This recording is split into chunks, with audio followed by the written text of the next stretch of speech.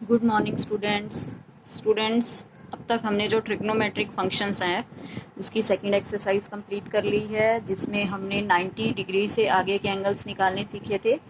और 3.1 एक्सरसाइज में मैंने आपको कराया था कि एंगल्स को हम डिग्री में एंड रेडियंस में मेज़र कर सकते हैं। तो कैसे करते हैं वो आपको बताया गया था सारा डिटेल में। और 2 क्वेश्चंस हमने इसके कंप्लीट कर लिए हैं, तो आइए अब आगे के क्वेश्चंस और कर रहे हैं।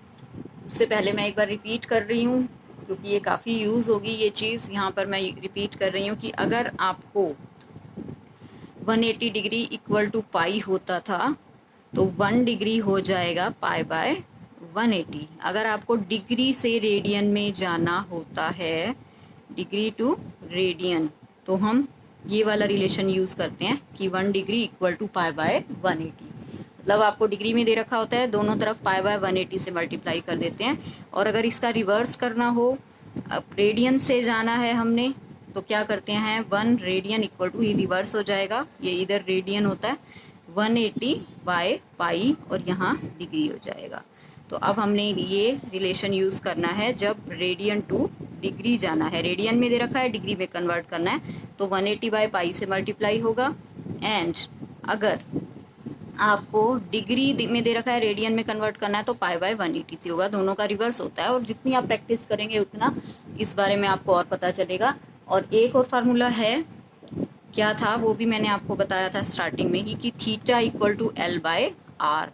जो थीटा एंगल होता था वो क्या होता था, सेंटर पर जो एंगल बन रहा है, और ये आर होती है रेडियस, और एल होती है लेंथ ऑफ आर्क, थीटा है ये एंगल। तो इनमें ये रिलेशन होता है theta equal to L by R. ये हमने किया था सारा डिटेल में। तो ये 2-3 फार्मूलेज हैं, ये अब फिर से सभी क्वेश्चंस में यूज़ होंगे। तो देखिए, आइए अब करते हैं आगे के क्वेश्चंस। अब इस थर्ड क्वेश्चन में आपको दे रखा है, एक व्हील है, वो 1 मिनट में 360 बार घूमता है। जैसे हम कोई कार का ले लें या किसी भी चीज़ का ले लेते हैं, तो वो 1 मिनट में 360 बार घूम रहा है।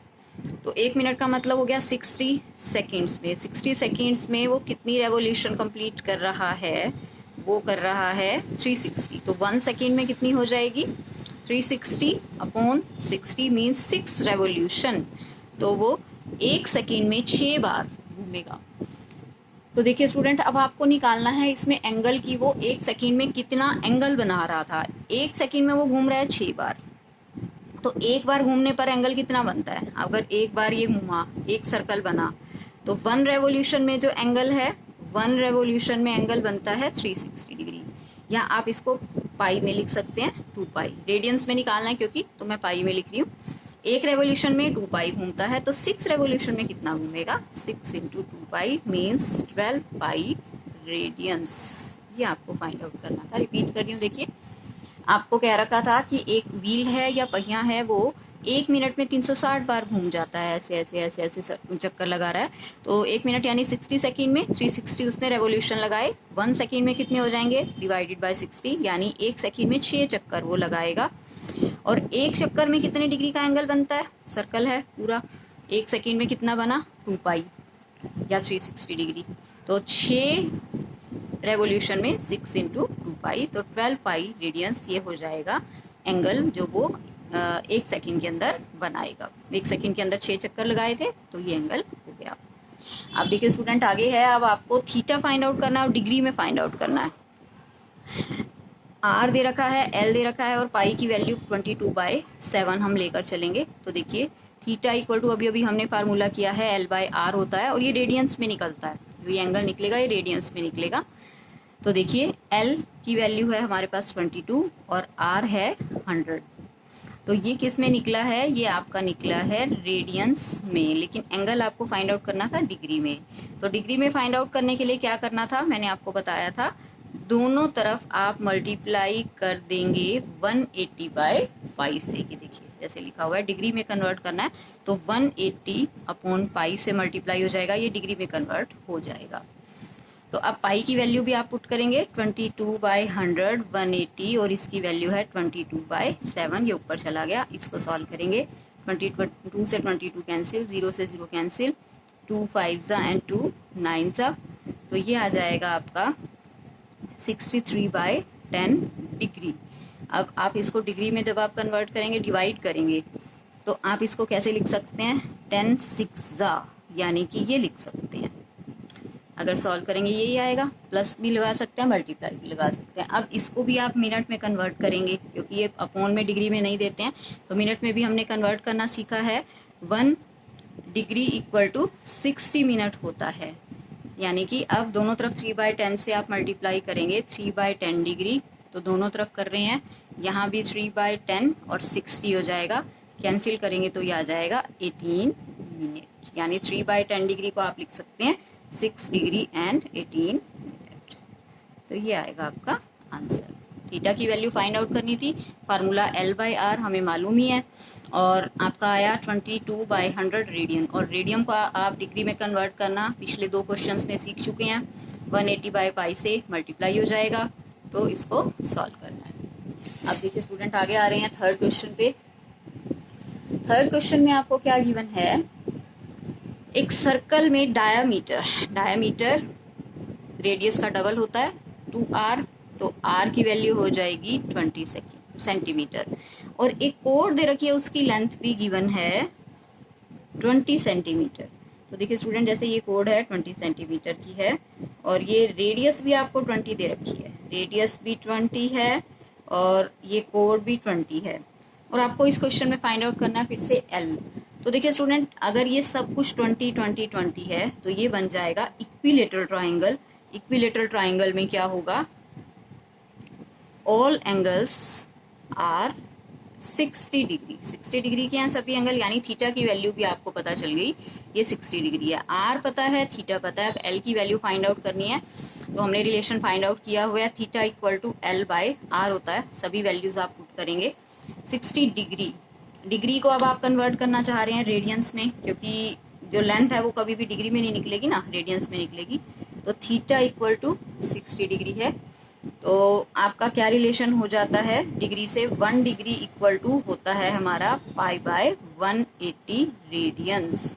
अब डिग्री को आपने रेडियंस में कन्वर्ट करना है, तो 60 दोनों तरफ 60 से मल्टीप्लाई कर रहे हैं, तो क्या आ जाएगा यहाँ पे 60 और π/180, 60 डिग्री इसके इक्वल हो जाएगा, दोनों तरफ 60 से मल्टीप्लाई, तो ये आप लिख सकते हो 60 डिग्री इक्वल टू π/3, मतलब जो आपको गिवन है उसको π/180 से मल्टीप्लाई कर देंगे, तो ये रेडियन में कन्वर्ट हो गया। अब आप वैल्यू पुट कर दीजिए, थीटा की जगह हम पुट कर रहे हैं π/3, L हमें फाइंड आउट करना है, R हमें गिवन है 20, तो ये 20 क्रॉस मल्टीप्लाई करके उधर ले जाते हैं, तो आंसर आ जाएगा 20 π/3, और सेंटीमीटर में है तो हम सेंटीमीटर में कन्वर्ट कर देंगे। अगर आप यहाँ पर पाई की वैल्यू पुट करना चाह रहे हैं, लेंथ है, लेंथ फाइंड आउट कर रहे हैं, तो अब 22/7 आप पुट कर सकते हैं, नहीं तो इतना भी छूट सकते हैं। तो एक बार रिपीट करती हूँ फिर से, देखिए स्टूडेंट, अब आपको इसमें डायामीटर गिवन था 40 सेंटीमीटर, रेडियस हो जाएगी 20, एक कोड गिवन थी, कोड की लेंथ 20 दे रखी थी, रेडियस भी 20 है, तो ये इक्विलेटरल ट्राइंगल बनेगा, मीन्स ये एंगल हो जाएगा 60 के इक्वल, और 60 को पहले आप रेडियंस में कन्वर्ट कर लीजिए, क्योंकि जो लेंथ फाइंड आउट करोगे वो डिग्री में नहीं होगी ना, रेडियन में होगी।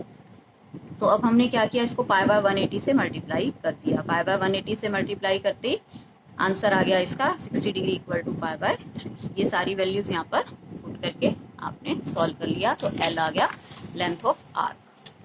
अब देखिए स्टूडेंट, इसमें आपको क्या गिवन है, 6 क्वेश्चन है, इसमें आपको 2 सर्कल्स दे रखे हैं, एक की रेडियस है R1, दूसरे की रेडियस है R2, एक में लेंथ ऑफ आर्क L है, दूसरे में भी L है, एक में थीटा 60 है, दूसरे में थीटा 75 है, तो ये 2 सर्कल गिवन है हमें।